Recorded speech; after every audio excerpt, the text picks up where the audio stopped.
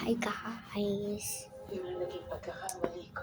Kampuksin tayo na yung sticker. Sabagay. Kung para sa kapakanan ng anak. Ano pa nga bang Itulog. tama at mali? Yung hiningi sa akin, Ano? hindi mo nakapait.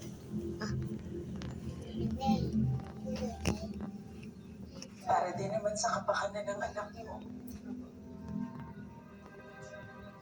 Kaya Magnus, sana huwag ka nang magtanim ng sama ng loob kay Greta. Alam ko iniisip mo, Ayan. kasalanan yung ginawa sa akin ni Greta. Nanay. Geta. Diba? Kasalanan din ang ginawa ko sa kanya. Hindi lang naman ikaw.